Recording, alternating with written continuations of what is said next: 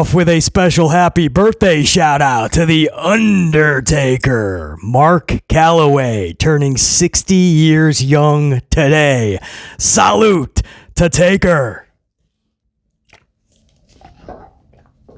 Man, that's hard to believe, right? All the Attitude Era stars that a lot of us grew up watching. Turning 60. I believe Stone Cold hit 60 last year. So Undertaker joining that milestone club. On one hand, it's pretty damn cool. On the other hand, you can't really fathom it, right? Like 60. I understand, just a number. And there's still people rocking out at 60 today, man. It's just, it's hard to fathom how fast time flies, man. Undertaker, 60. Happy birthday.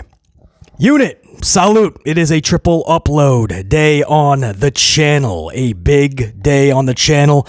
A huge way to kick off this week as we get closer to Mania. However much of a circus this is going to be this year's WrestleMania. We are going to make it as big as imaginable. A triple upload day here on the channel.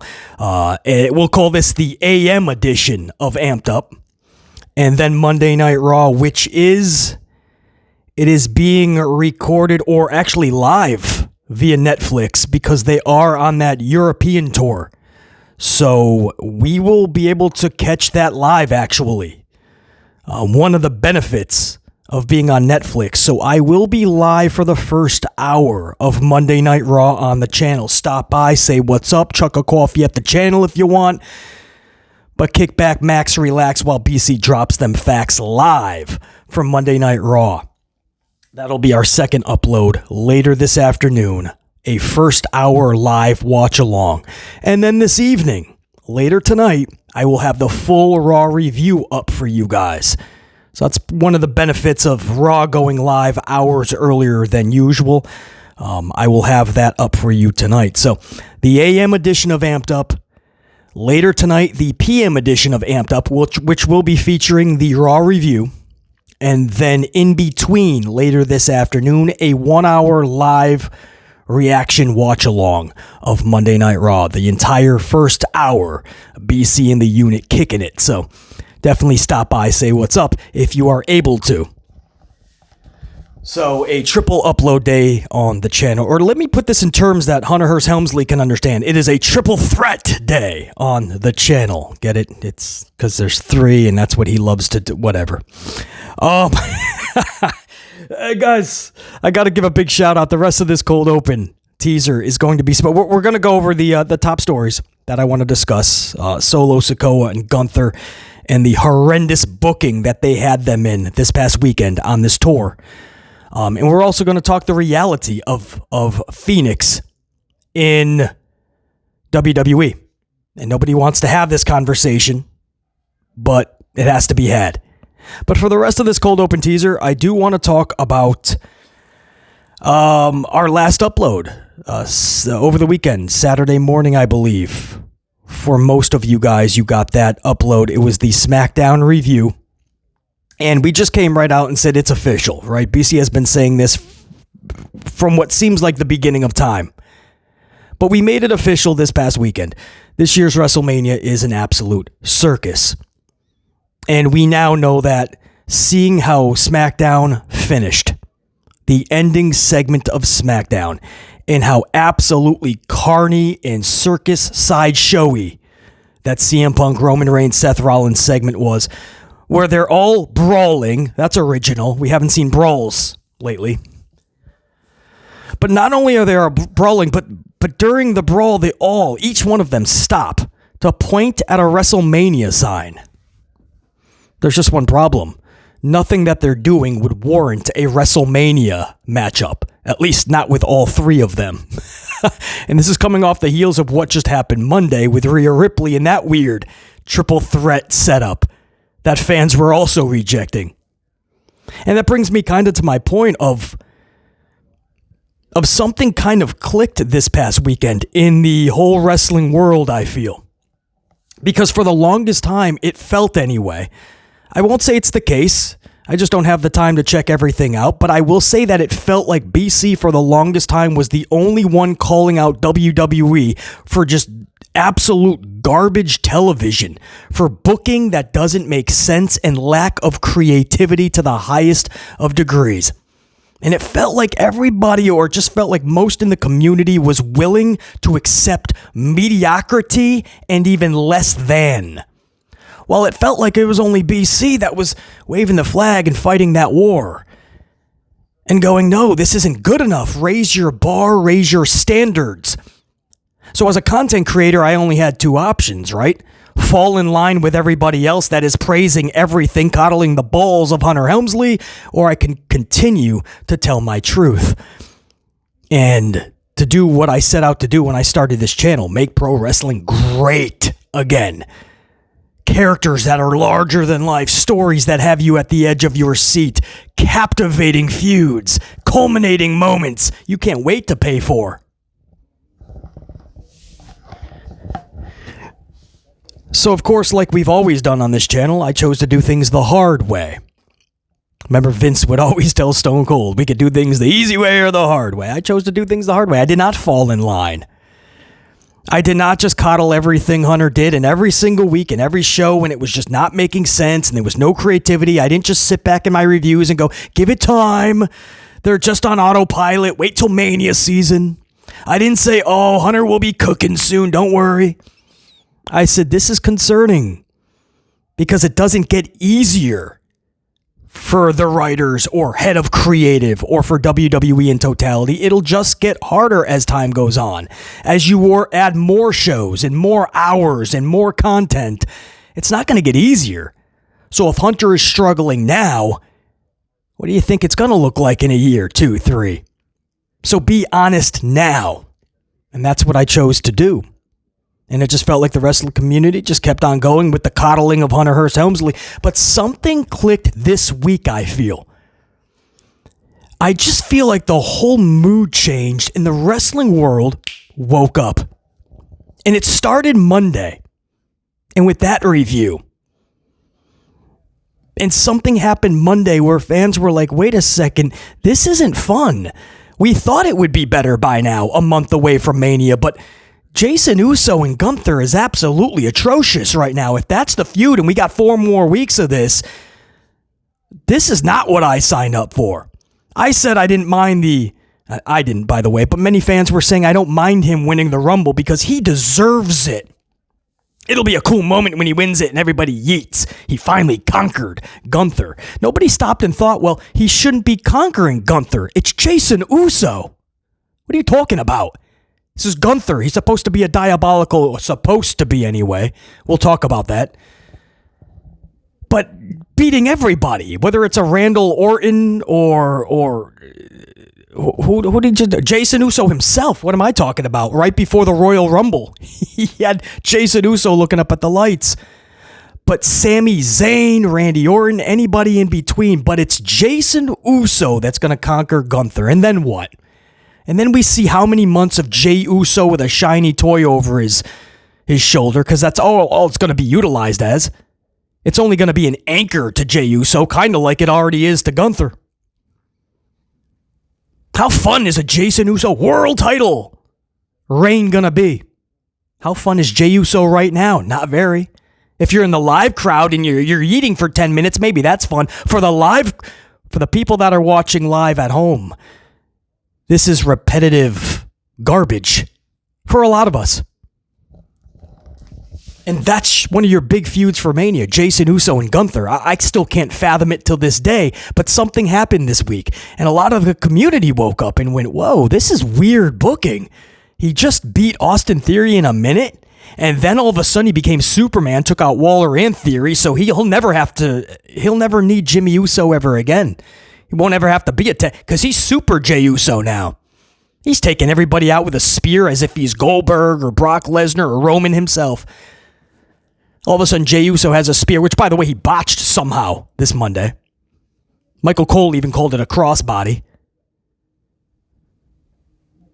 And he's exhausted, so he couldn't even make it over the top rope. He's botching left and right, so it's not matching the booking that they're giving him to be Superman.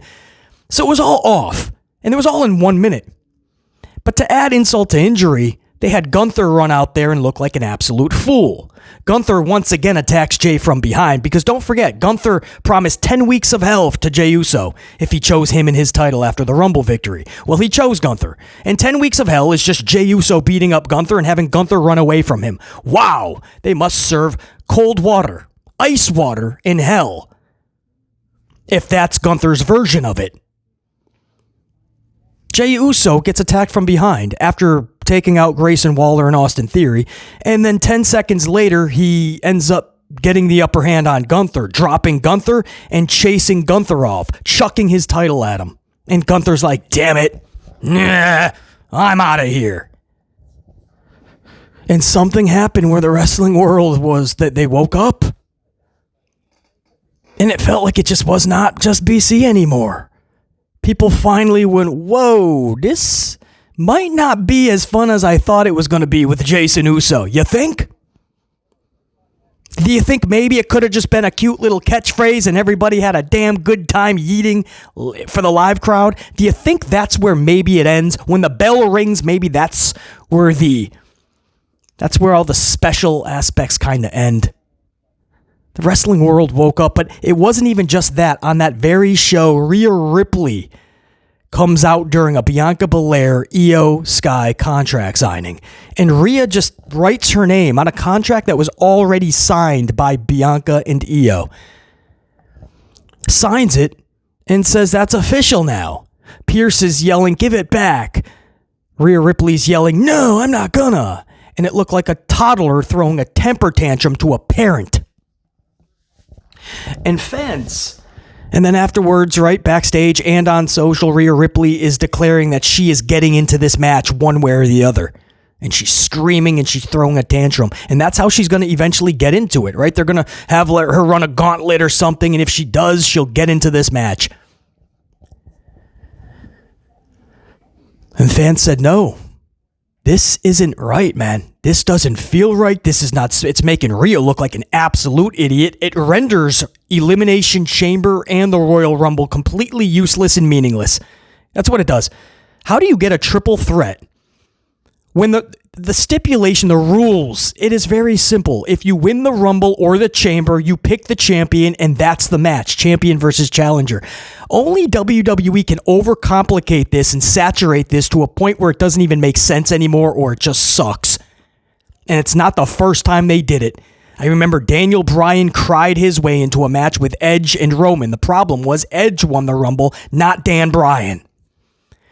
And I remember when Becky was going to take on Ronda, and Vince just came out and goes, Charlotte's in this. It's Charlotte. No rhyme, no reason. They didn't even bother to tell us or give us a reason or a story behind it. Charlotte just came out, and it's a triple threat. And Hunter follows suit. The apple doesn't fall far from the tree. Hunter learned directly from Vince. The only difference is there was a time where Vince was a genius. Hunter doesn't have that gene. When he's surrounded by the right people and you got 1 hour of television every week like NXT Black and Gold, oh, we all praised him. Oh, how different it is when it's not that cuddly little pond that he was feeding the ducks in. This isn't NXT Black and Gold. It's not 1 hour. You're not just Papa H anymore. So Rhea Ripley comes out this Monday, throws a tantrum, and that's supposed to make us go, oh, that's a triple threat. This is awesome, man. This is going to be big. Babyface versus babyface versus babyface. Who cares if it's Bianca that won the Chamber or the Rumble, correct? I forgot who won what. No, Charlotte won the Rumble. That's what it was. Bianca wins the Chamber. But you know what? Somehow Io got into this. Io wins a championship to get her in this match. And Hunter thought it will be easier to then get Rhea in. Fans will be more understanding of that than just adding Io. No, Hunter, nobody wants to see a triple threat because it renders your two events meaningless. The Chamber and the Rumble look like a complete joke yet again. It is the simplest of things. If you win the Rumble, you go on to face the champion. If you win the Chamber, you go on to face the champion of your choosing. And by the time, just a few months later, we get to Mania, it ends up being 3 people. Do you understand how stupid that is? And what's cool is that finally fans said no, enough. It was so cool to see that transformation from the entire community this week on Monday Night Raw. But it didn't stop there. When SmackDown went off the air, you could feel the whole community just turn and go, enough.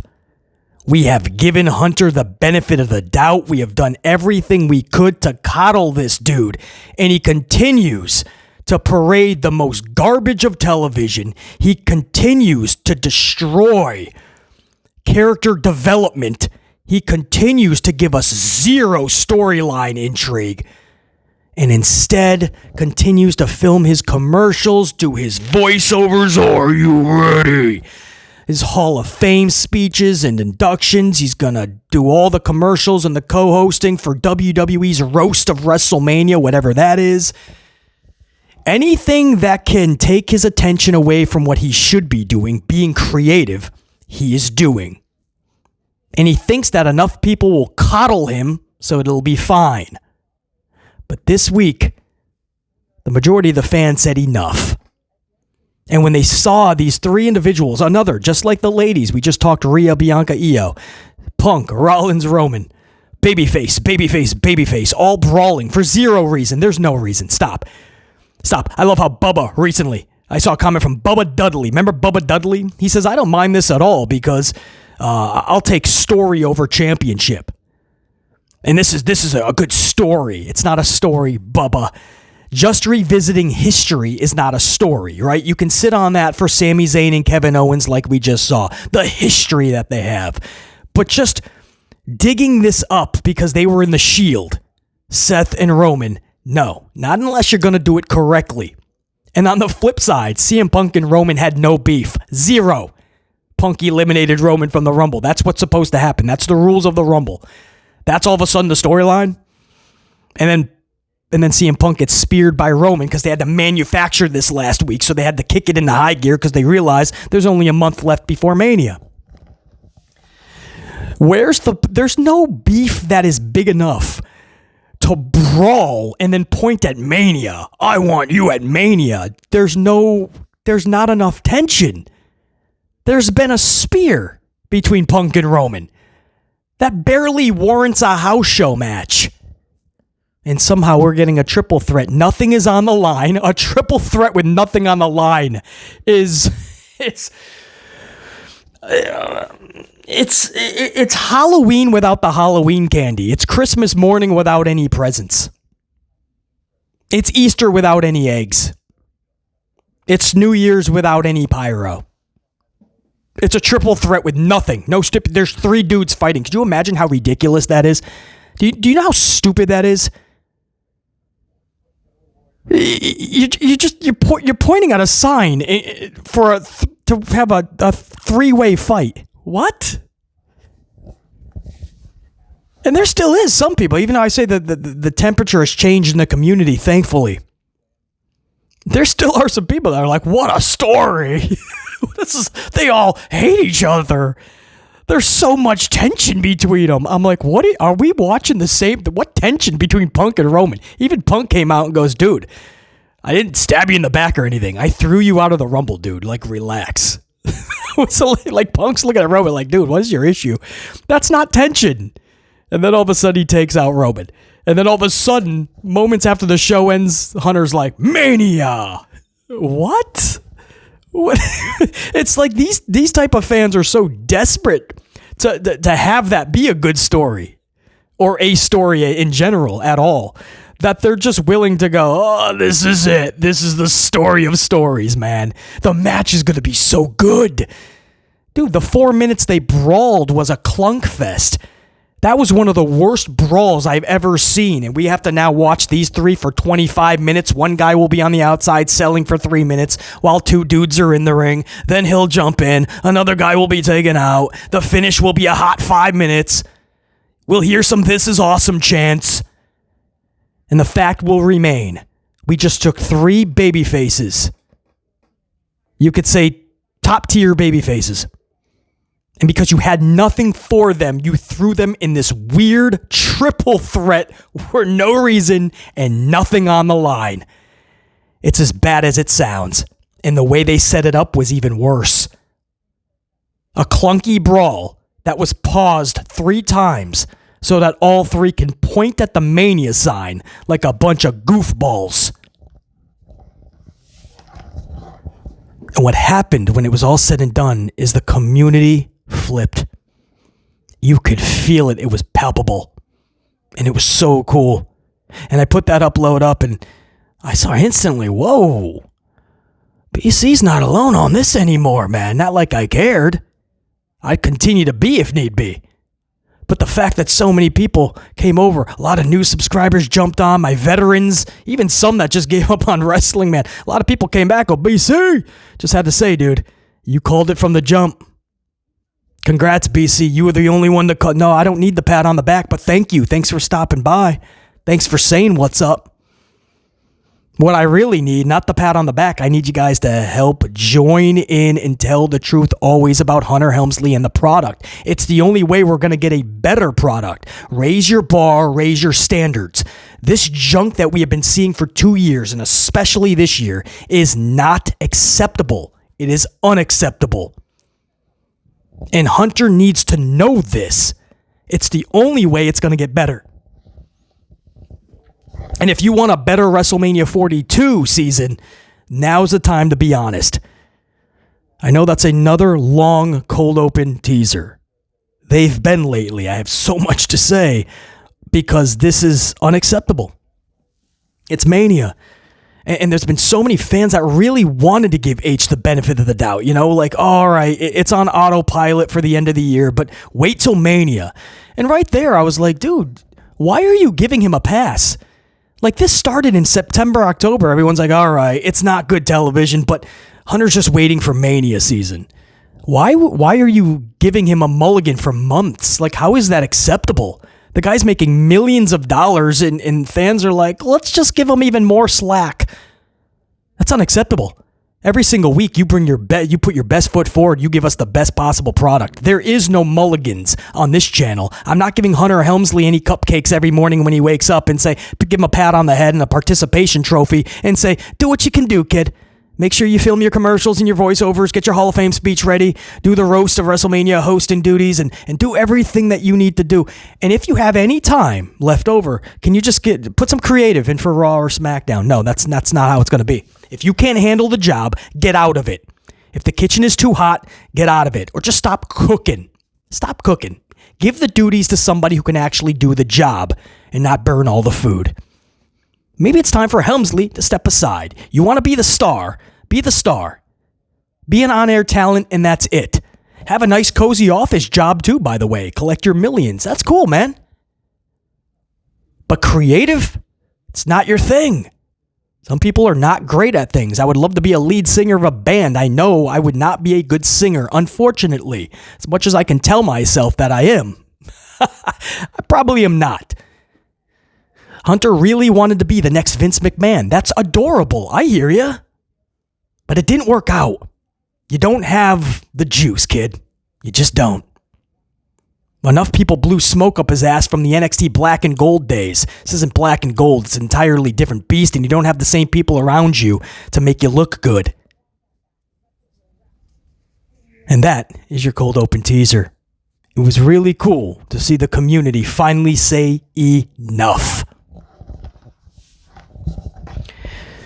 Now we go on to today's stories. Let me get a swig of coffee if you don't mind. No opening signature. That already went probably a half an hour for all I know. And it is a triple upload day. So by the time you guys get this, it's probably already going to be the watch along for Monday Night Raw, Hour 1.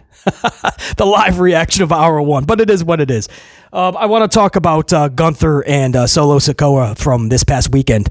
They were on tour. They were in a tag team match with Cody and CM Punk, I believe. And I want to say I can't believe what they did to Gunther and Solo. More so Gunther. But you know what? I actually can believe it. And that's what's probably the most sad about it. Let's talk about it.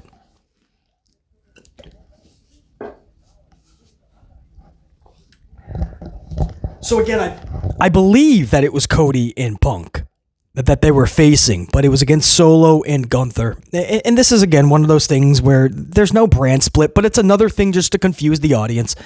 So even though they're on tour, it's a house show, BC, no harm, no foul. Yes, there is. There is, because you're still confusing your audience, especially the ones that are paying the $86,000 a piece, slight exaggeration, only slight, to show up. And they're just seeing SmackDown mingle with Raw, and not just on the same card, but I'm talking like tag teams. So Solo is in there with Gunther, and guys, do you know how they finished? Gunther inadvertently chops Solo. Solo then absolutely annihilates, or at least gives the spike and knocks out Gunther, and moments later, Gunther and Solo lose the match. They had Solo turn on Gunther. On what planet is this acceptable booking? To take a heel and out-heel another heel. Solo looked beast status in there, right? Knocks out Gunther. Gunther took his eye off the ball. He's not getting beat up by any face. He just got taken out by his own... He got taken out by his own fellow heel. And this has been the problem with Gunther from the jump. He's supposed to be a diabolical heel. But instead, he's out there shaking hands with Randy Orton, top babyface. Shaking hands with Cody Rhodes, top babyface. These are at premium live events, by the way, pay-per-views. Literally. That's how... Could you imagine if after WrestleMania 7, Sergeant Slaughter and all that he got, for, especially because that was a time of actual war... If after Hulk Hogan won the title and said they looked at it and Sergeant just shakes his hand? Could you imagine after Stone Cold found out that Triple H ran him over, or had Rikishi run him over, I believe? Remember that storyline? Could you remember if the very next match they had after it, they just shook hands? Hunter Hearst Helmsley knows that is detrimental booking. It's a detriment. That'll ruin any notion that a fan can have or look at a heel and say, that's a diabolical heel. It ruins it. It may seem like a little thing, but guys, these are always being implemented, even if it's just our subconscious. It's true. So when you go to these live events, it's the same thing. You're watching this heel get dropped by another heel. And these are the things where Hunter has to stop. Like having Ludwig Kaiser pin Butch, or was it Butch who pinned Kaiser? See what I mean? There was nothing was gained by that a few weeks ago on Raw when a heel was pinning a heel. Nothing was gained from that. You just saw one heel get out-heeled by the other heel, and both are a forgotten entity. Nobody wins with this type of booking. Solo takes out Gunther at this live event, and that shows you there is no symmetry. There is no consistency. There is nothing logical about the booking in World Wrestling Entertainment, and that's one of the biggest issues right now. To Hunter Helmsley, it is just parade wrestlers out there and have wrestling matches. We'll create brawls and chaos and do title changes, and we'll hope that that will mask all of the issues. And we hope that that'll make it good enough to where we can continue to be lazy, take every penny from everybody with doing the most minimal of work possible. We will continue to charge enormous amounts of money, and we will continue to give less and less. And you may say, well, it was a house show, even though it was a big Europe tour. It was still, BC, a house show. Maybe Hunter knew nothing about it. Maybe this was the Road Dogg. Oh, you didn't know? Or another writer, BC. Hunter's too busy doing his speeches in the commercials. I don't think he even knew about it. First of all, if you don't know what's going on with every match on every show, then get yourself out of the position. You're chief of content. Bottom line. You need to know everything that's going on at the house show. Everything should be approved by Hunter Helmsley if he's the guy in charge. So no matter what, he should know. But even if it's just the writers up front, that's the problem. It starts at the top no matter what. And any job that you're in, if everything's going to shit, you can look at the management first. Everything trickles downstream. That's the problem. The writers Everybody, they're getting their orders from the dude at top, which is clearly there is no meaning behind any of this. So just do whatever you want to do. It doesn't matter if they're baby faces or heels. Have any type of match you want. As long as you're putting two wrestlers out there, they'll have a wrestling match. If you want them to shake hands afterwards, whether one's a heel or not, doesn't matter. Do what you think is best. You want your finish to be one of the heels takes out the other heel? Cool. Do it up. Have Gunther get knocked out by this other heel. These may seem like small things, guys. But this is the type of booking that I am telling you leads to fans finally going enough. And if you need any more evidence of that, look no further than or no sooner than our cold open 2 minutes ago. Right? Just 2 minutes ago. We just talked about how fans said enough in totality. That doesn't happen overnight. We got over time. It builds up, and finally fans go enough. It's a bunch of little things, a lot of big things as well, but a lot of little things, and it adds up to where finally fans go enough.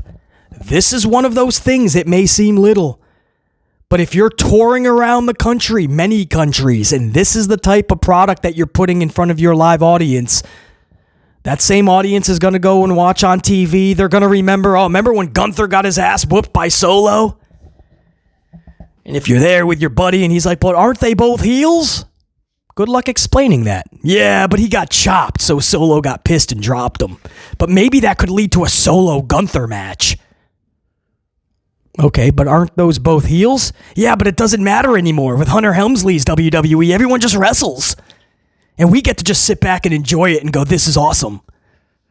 Yeah, without a story or without care. Wrestling matches for the sake of wrestling matches. Brawl after brawl after brawl. Title changes galore. And at the end of the show, at the end of the day, nobody cares about any of this. How sad is that?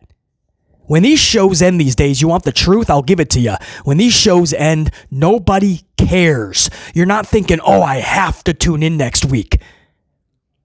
You're probably glad it's over because most of these shows are 2.5, 3 hours.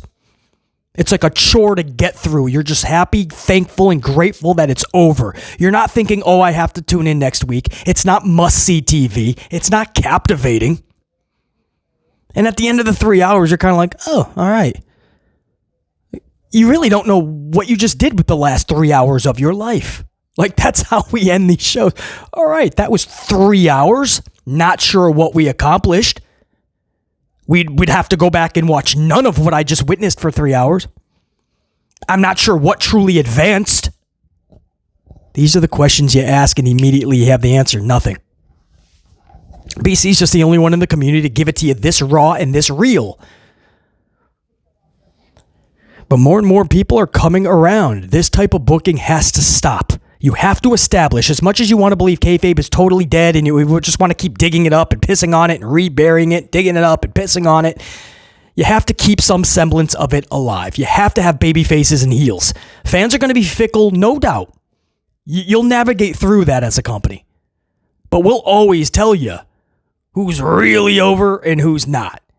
Not just with a cute little catchphrase and 10 minutes of yeeting, by the way. We'll tell you. When the bell rings, listen, watch, read the room. But you have to have baby faces and heels, and you have to book them accordingly. I've said this a million times. All apologies to my unit, but I have to say it again. If Hunter Helmsley was booked this way by Vince McMahon in his prime, Hunter Helmsley would have never become the entity that he was. How big of a diabolical heel. Vince knew how to book him properly. He knew how to put this heel in the most vicious and diabolical of heel ways, and he did it up against the top baby faces. Without good baby faces, you can't have a diabolical heel like Hunter Hearst Helmsley. He knew how to book Helmsley, and because of that, Helmsley shot to the top. Helmsley knows this. Either he literally does not know how to book other wrestlers correctly, just has no ounce of creativity in him, or he's just doing it on purpose. Internal sabotage. Nobody will ever be able to touch my status as a heel. Or I don't want anybody to be or think they're larger than the company. So I'm just going to make everybody as mediocre as imaginable. Fans are still going to yell, "This is awesome." Fans are still going to coddle the balls. Fans are still going to say I'm amazing and I'm cooking. But something happened this week and we said enough. And we're not even letting the little things slide anymore, like Gunther being dropped by Solo Sikoa. Another heel taking out another heel. Because Hunter thinks that's the right way to go. And his writers are taking cues from Hunter Hearst Helmsley. It's stupid. It's bad. And when I heard about that, I said, you know what? They just won't learn. Because you say, what's the big deal, BC? It's just a house show. Because this is how they'll start things. And before you know it, guys, you have a Solo Sikoa Gunther feud. And then what?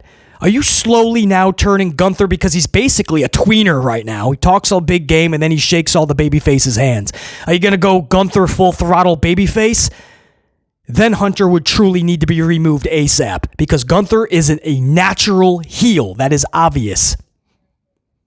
Solo, is he going to turn babyface when you have him in a program now where it looks like they're having Fatu be the babyface? Fatu is upset with Solo. But now Solo's taking out the other heel. So which is it? Is it Fatu?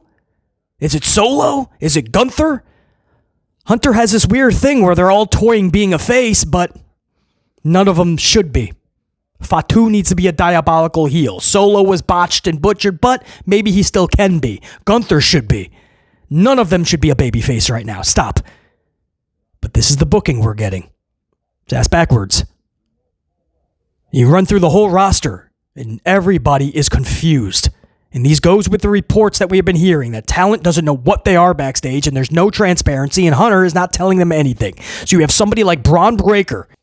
Nobody knows what they're doing in this company. You look at somebody like the Intercontinental Champion Braun Breaker. He begins the month trading off words with AJ Styles. Snap of a finger with no explanation. All of a sudden, he's in this weird thing with Penta. They've been positioning Breaker to be a tweener, almost like a face. So let's put him in there with another face, Penta. That makes sense. Said nobody ever. What happened with the thing with Styles, by the way? And then all of a sudden, Styles changes course and goes to something weird with Logan Paul. And people say Hunter has long-term planning and booking. Then why is every week something different happening? It's on the fly booking. It's every morning Hunter gets to the office or Hunter gets to the arena. It's like he's throwing baloney at the wall, and wherever it sticks, those are the matches he's going with. Hunter is the opposite of long-term storytelling. Hunter is the opposite of long-term booking. He does what I call short-term box booking, and it's detrimental. And Braun Breaker looking like an absolute idiot with a championship. LA Knight is no better. Also not with a Mania program. By the way, Penta and Braun Breaker is tonight on Raw. Today on Raw. Not at Mania, unless they have a schmaz finish and they have a rematch at Mania, which would render this useless. Why would we need to see the match before we even see it at Mania? But that's something Hunter would do. The latest we're hearing is that Penta and Breaker is tonight for the title, not Mania. So there is nothing right now for Breaker and WrestleMania, and we're less than a month away. And the United States Championship, same thing. LA Knight, instead of talking about a Mania feud and a Mania match, we're talking about a SmackDown match, or nobody's actually talking about it. But WWE is promoting an IC title match between Braun Strowman and LA Knight next Friday night. Why? Forget the fact that, yet again, just like we just said, babyface versus babyface for that too. LA Knight and Braun Strowman, babyface, babyface. He's going out of his way to sabotage the entire product. That's what Hunter is doing. He wants to just absolutely get rid of faces and heels, and you can't do that in pro wrestling. It'll never survive like that. You're just watching wrestling matches. The ratings will continue to plummet. Braun Strowman, LA Knight. What's LA Knight's WrestleMania feud? Why? Valkyria is also defending her IC title tonight. Val is taking on Raquel Rodriguez. Why? Raquel is a tag team champion. What makes her get a title shot? And why are we not talking about Valkyria and WrestleMania? Why does Valkyria not have a match, and we're less than a month away? So even if you give her one tonight, there's not enough time to build a good story. All the champions right now, the tag team division throughout the board, across the board, tag teams. Nothing. Nothing. SmackDown, they're all just out there every single week together. All the tag teams in one big schmaz segment because Hunter cannot be bothered to give us good television or give us an ounce of creative. Champions and challengers and a multi-month storyline between the two teams. So just have everybody out there. And maybe at Mania we'll have all the teams out there in a fatal four-way schmaz. Raw tag team, I forget who that even is, the champion. War Raiders, I think. That tag division somehow is, I don't even know how this is possible, but it's even worse than the SmackDown one. And then Liv and Raquel as tag team champions for the ladies. That's absolutely fucking forgettable. They win the titles just like everybody else on a Monday Night Raw. And they get pyro, by the way, as heels. As heels, they get pyro. So fans are like, oh, do we... yeah! But they're... So why are you... Nothing this company does makes sense. It is so frustrating. Again, I'll say it for the millionth time. It is so cool that the rest of the wrestling world is starting to finally see this. But it's still frustrating that nothing is changing. Hopefully now that there is more and more people going, enough. We're no longer giving Hunter Helmsley the benefit of the doubt. Now we're going to hold his ass to the fire. Now, hopefully things can start to change because he will realize this. That's the hope. What a weird thing, man. Solo takes out Gunther, and that's how they lose. I actually want to... I aforementioned Penta. And this will be the last story for this, guys. Again, there's a live reaction of Raw later this afternoon, and then tonight will be the full review of Raw. So it is a triple upload day on the channel. So I will make this... I know the cold open was so long. This will be the last story for this one. We have to have a real talk about Penta. Or, I'm sorry, Phoenix. Phoenix. No, not Penta. But Penta is a big part of this discussion. So Rey Fenix is coming over to WWE. He's already signed, by the way. He's been signed. And they've already had the vignettes. Friday, they just spoiled it. They literally just showed them the sign and everything. I was like, what? Why would you do it like that, man? But whatever. I guess they think, okay, let everybody know. And then when he comes out, boom, huge pop. This is the discussion that nobody wants to have because we just want to say, oh, Rey Fenix Jr., he's amazing, man. And oh, this is going to be amazing. And all the matches. My question is that where it ends? All the good matches you'll see, the wrestling matches. I don't think that's the problem in pro wrestling. There's so much great talent in terms of skill, right? Wrestling matches, all the moves and the ooh-ah moments. And I like Rey Fenix, by the way, just like Penta. But this is a discussion that needs to be had.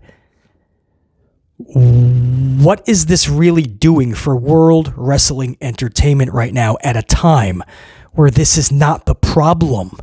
They have enough wrestlers. I told you guys, this will be an uncomfortable conversation. I get it, because a lot of us like Phoenix. But WWE already has a talent problem. They have too much talent, and they don't know what to do with them. So you have Chattathan Gable running around with a lucha mask, being chased around by Dragon Lee and Raymond Mysterio. That's the best you have for Chad Gable. If you told me Gable was in a main event of Mania, I wouldn't be shocked because he's that damn good. Good storyline, obviously. It would have to be relevant. But if done correctly, I'd be okay with that more than a Jason Uso. But no, they never booked Chad Gable correctly. He's running around with a lucha mask. That's what he's doing. There's so much talent. You look at the tag team divisions and what it could be, what it should be.